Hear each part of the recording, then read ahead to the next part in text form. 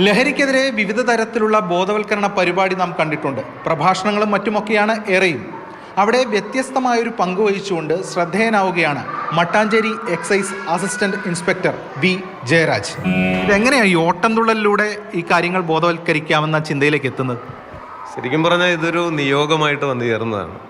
ഞാൻ Ernakulam circle office work ചെയ്യുന്ന സമയത്ത് എൻ്റെ സഹപ്രവർത്തകനായിരുന്ന രമേശൻ സാറ്, പുള്ളിക്കാരനാണ് ഓഫീസിലിങ്ങനെ ഓട്ടംതുള്ളലിനെ പറ്റി ചർച്ച വന്നപ്പോൾ എന്നോട് ചോദിച്ചു, നമുക്ക് വ്യത്യസ്തമായിട്ട് ബോധവൽക്കരണത്തിന് ഈ ഒരു മാർഗ്ഗം ഉപയോഗിച്ചാലോ എന്ന്. അങ്ങനെ ഒരു തമാശയായിട്ട് ചോദിച്ചെന്ന് വിചാരിച്ച് ഞാൻ കയറി ഏറ്റതാണ്. അവസാനം അത് സീരിയസ് തുള്ളൽ കലാകാരനായി അക്ഷരാർത്ഥത്തിൽ അങ്ങനെ ഒരു തുള്ളൽക്കാരനായിട്ട് മാറി. ഇപ്പോൾ എക്സൈസിലൊരു തുള്ളൽക്കാരനായിട്ട് മാറി. മദ്യം വിഷമെന്നു ചൊല്ലിയ സദ്ഗുരു, മദ്യം വിഷമെന്നു ചൊല്ലിയ സദ്ഗുരു, മദ്യനന്മയ്ക്കായി പിറന്നൊരു നാടിന്, മദ്യം വിഷമെന്നു ചൊല്ലിയ സദ്ഗുരു, മദ്യനന്മയ്ക്കായി പിറന്നൊരു നാടിന്. ഹിന്ദുവും ക്രിസ്ത്യനും ഇസ്ലാം മതസ്ഥരും, ഹിന്ദുവും ക്രിസ്ത്യനും ഇസ്ലാം മതസ്ഥരും സോദരന്മാരായി കഴിയുന്ന നാടിന്. ഇപ്പോൾ കേരളത്തിലെ എല്ലാ ജില്ലകളിലുമായിട്ട് 590ാമത്തെ വേദിയാണ് ഇപ്പോൾ കളിക്കാൻ പോകുന്നത്. പല കുട്ടികളും ആ മാരകമായ അവസ്ഥയിലാണ് പിടിക്കപ്പെടുകയോ അല്ലെങ്കിൽ നമ്മുടെ മുന്നിൽ എത്തപ്പെടുകയോ ചെയ്യുന്നത്. അപ്പോൾ അവർ തിരിച്ചു കൊണ്ടുവരിക എന്നുള്ളത് വളരെ ബുദ്ധിമുട്ടുള്ളൊരു കാര്യമാണ്. അപ്പോൾ അതിന് മുന്നേ തന്നെ ഈ അബദ്ധത്തിലേക്ക് ചെന്ന് പെടുന്നതിന് മുമ്പ് തന്നെ കുട്ടികൾക്ക് ആവശ്യമായ ബോധവൽക്കരണം കൊടുക്കുക എന്നുള്ളതാണ് വിമുക്തി മിഷനിലൂടെ എക്സൈസ് ഡിപ്പാർട്ട്മെൻറ്റ് ഉദ്ദേശിക്കുന്നത്. കുട്ടികളുടെയൊക്കെ റെസ്പോൺസ് എങ്ങനെയാണ്? കുട്ടികൾ വളരെ സന്തോഷത്തിലായിരിക്കുന്നത്. കാരണം അവർ ഇത് കാണാത്തൊരു കലാരൂപം, പിന്നെ ഇത്ര വേഷഭംഗിയായിട്ടുള്ളൊരു സാധനം. അപ്പോൾ ഈ വേഷത്തിൽ ഇതിൽ കുറച്ച് ഹാസ്യമുണ്ട്, അവസാനം കുറച്ച് സീരിയസിലേക്കും വരുന്നുണ്ട്. അപ്പോൾ അവരെ കളിയാക്കുന്ന രംഗങ്ങളും അങ്ങനെയൊക്കെ വരുമ്പോൾ കുട്ടികൾക്കത് വളരെ ആസ്വദിക്കാൻ സാധിക്കുന്നുണ്ട്. പിന്നെ ഏറ്റവും ലളിതമായ ഭാഷയാണല്ലോ, ഓട്ടംതുള്ളലിൻ്റെ പ്രത്യേകത അതാണ്. ഏറ്റവും സാധാരണക്കാരൻ്റെ ഭാഷയിലാണ് ഈ പാട്ട് എഴുതിയിരിക്കുന്നത്. അപ്പോൾ കുട്ടികളിലേക്ക് അത് പെട്ടെന്ന് സന്നിവേശിപ്പിക്കാൻ നമുക്ക് സാധിക്കുന്നുണ്ട്. ലഹരികൾ മാടി വിളിക്കുമ്പോൾ, ലഹരികൾ മാടി വിളിക്കുമ്പോൾ അവർ തന്മുഖം ചിത്തേ തെളിയണം. ദുഷ്ടലഹരികൾ മാടി വിളിക്കും കുറ്റവർ തന്മുഖം ചിത്തേ തെളിയണം. കൂട്ടം തെറ്റിപ്പായും കുഞ്ഞാടുകൾക്കു നാം, കൂട്ടം തെറ്റിപ്പായും കുഞ്ഞാടുകൾക്കു നാം കൂട്ടായിരിക്കണം, നേർവഴി കാട്ടണം. ഇത് കഴിഞ്ഞ് കഴിഞ്ഞിട്ട് ഈ ചായമൊക്കെ മാറ്റിയ ശേഷം യൂണിഫോം ഇട്ട് ജോലി ചെയ്യണം. അതെ. പ്രോഗ്രാം ഇല്ലാത്ത സമയങ്ങളിൽ തീർച്ചയായിട്ടും നമ്മൾ ഓഫീസിൽ പോകുന്നുണ്ട്. പറാവ് ഡ്യൂട്ടി ഉൾപ്പെടെയുള്ള എല്ലാ ഡ്യൂട്ടിയും ചെയ്തുകൊണ്ട് തന്നെയാണ് ഈ രംഗത്ത് നിൽക്കുന്നത്. അതോടൊപ്പം ഈ ഒരു സിനിമയിൽ പറയുന്നുണ്ട്, ഞാൻ യൂണിഫോം ഇട്ട് വന്നിരുന്നെങ്കിൽ നിങ്ങൾ എൻ്റെ മുമ്പിൽ എഴുന്നേറ്റ് നിന്നേനെ. എന്താണ് അല്ലേ, യൂണിഫോം ഇടുന്നതും ഇതും തമ്മിലുള്ള ഒരു ഇതെങ്ങനെയാണ്? എനിക്ക് യൂണിഫോം ഇട്ട് നിൽക്കുന്നതിനേക്കാൾ നല്ലത് ഇതാണെന്ന് എനിക്ക് തോന്നുന്നുള്ളൂ. കാരണം എന്താണെന്ന് അറിയാം, യൂണിഫോം ഇട്ട് ചെല്ലുന്ന ഒരാളോട് പറയാൻ പഠിക്കുന്ന കാര്യങ്ങൾ പോലും അവർ നമ്മളോട് കൺവേ ചെയ്യുന്നുണ്ട്. പരിപാടി കഴിഞ്ഞിട്ടായാലും പിന്നെ ഫോൺ നമ്പർ വാങ്ങിച്ചിട്ടായാലും ഒരുപാട് രക്ഷകർത്താക്കൾ വിളിക്കുന്നുണ്ട്. നമ്മൾ ഒരുപാട് പേരെ അങ്ങനെ നമുക്ക് കൗൺസിലിങ്ങിലൊക്കെ അയക്കാൻ സാധിച്ചിട്ടുണ്ട്. അത് ഈ ഒരു വേഷത്തിലും ഈ ഒരു രസകരമായ രീതിയിൽ അവരെ സമീപിക്കുന്നതുകൊണ്ടാണ് അത്ര ധൈര്യത്തിൽ നമ്മളെ വിളിക്കുന്നത്. ഒരു പ്രോഗ്രാം അവതരിപ്പിക്കണമെങ്കിൽ എങ്ങനെയാണ് ബന്ധപ്പെടുന്നത്? എക്സൈസ് ഡിപ്പാർട്ട്മെൻറ്റ് താങ്കളെ എങ്ങനെ? തീർച്ചയായിട്ടും നമുക്ക് ഈ പ്രോഗ്രാമിന് വേണ്ടിയിട്ട് ഇപ്പോൾ കേരളത്തിൽ നിങ്ങളെ തൊട്ടടുത്തുള്ള ഏത് എക്സൈസ് ഓഫീസിൽ ചെന്ന് പറഞ്ഞാലും അവർ നമ്മൾ ബന്ധപ്പെടും. എനിക്കൊരു വാഹന സൗകര്യം ഏർപ്പാടാക്കി തന്നാൽ 5 പൈസ ചിലവില്ലാതെ കേരളത്തിൽ എവിടെ വേണമെങ്കിലും ഈ പ്രോഗ്രാം അവതരിപ്പിക്കാം.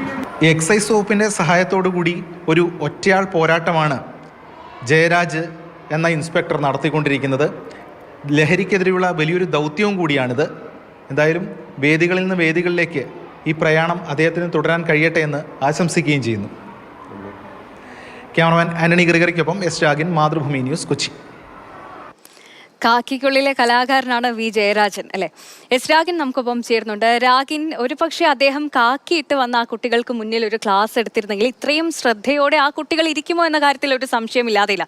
ഇത് ഒന്ന് ഓട്ടംതുള്ളൽ ആ കുട്ടികൾ അധികം കണ്ടിട്ടില്ലാത്ത ഒരു കലാരൂപം, മറ്റേത് ഇതിലൊരു ഹാസ്യമൊക്കെ ഇടകലർത്തി പറയുമ്പോൾ ആ കുട്ടികൾ അത്രയും എൻഗേജ്ഡ് ആയി അത്രയും താല്പര്യത്തോടു കൂടി ഇരിക്കുന്നത് നമുക്ക് ആ ദൃശ്യങ്ങളിൽ നിന്ന് തന്നെ കാണാൻ കഴിയുന്നുണ്ട് അല്ലേ രാഗിൻ?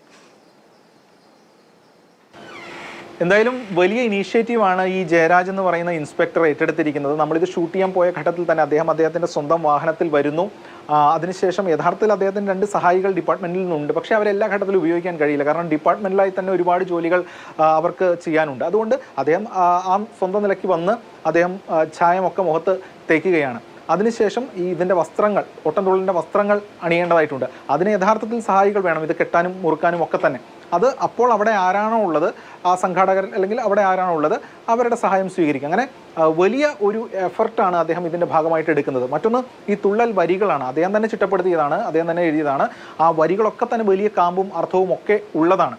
പിന്നെ കലയ്ക്കൊരു പ്രത്യേകതയുണ്ടല്ലോ, സ്വാഭാവികമായിട്ടും ഈ കലാപ്രകടനത്തിലൂടെ ഈ കാര്യങ്ങൾ കമ്മ്യൂണിക്കേറ്റ് ചെയ്യുമ്പോൾ അത് ഈസിലി കമ്മ്യൂണിക്കേഷൻ നടക്കും. കാരണം ഏവരിലേക്കും അവർ അത് എത്തപ്പെടുകയാണ്. ഇപ്പോൾ ശ്രോതാക്കളായിട്ട് വരുന്നത് വിദ്യാർത്ഥികളും കുട്ടികളും ഒക്കെയാണ്. അപ്പോൾ അവരെ സംബന്ധിച്ചിടത്തോളം വലിയ താല്പര്യത്തോടു കൂടി അവർ കാണുകയും ആ അർത്ഥം അവരിലേക്ക് എത്തുകയും ചെയ്യുന്നു. അങ്ങനെ ഒരു തലമുറയെ തന്നെ നവീകരിക്കുക, അല്ല തലമുറയെ തന്നെ വലിയ ഒരു അർത്ഥം പകർന്നു കൊടുക്കുന്നൊരു ജോലി കൂടിയാണ് ഇദ്ദേഹം ഏറ്റെടുത്ത് ചെയ്യുന്നത്. 20 മിനിറ്റാണ് ഈ പറയുന്ന ഓട്ടംതുള്ളൽ, അതിനുശേഷം പ്രഭാഷണവുമുണ്ട്. ഈ തുള്ളൽ വേഷത്തിൽ തന്നെയാണ് അദ്ദേഹം ഇക്കാര്യങ്ങളൊക്കെ തന്നെ ചെയ്യുകയും ചെയ്യുന്നത്. അങ്ങനെ ഒരു വലിയ എഫർട്ട് ഇതിൻ്റെ ഭാഗമായിട്ട് വരുന്നു. എക്സൈസ് ഡിപ്പാർട്ട്മെൻറ്റ് ആകെ തന്നെ ഇതുമായി ബന്ധപ്പെട്ട കാര്യങ്ങളൊക്കെ തന്നെ കോർഡിനേറ്റ് ചെയ്ത് മുന്നോട്ട് പോവുകയാണ്. യഥാർത്ഥത്തിൽ കേസ് ഡിറ്റക്ഷൻ അത് വളരെ പ്രധാനപ്പെട്ട ഒരു കാര്യമാണ്. അതോടൊപ്പം തന്നെയാണ് ഈ ബോധവൽക്കരണ പരിപാടി എന്ന് പറയുന്നത്.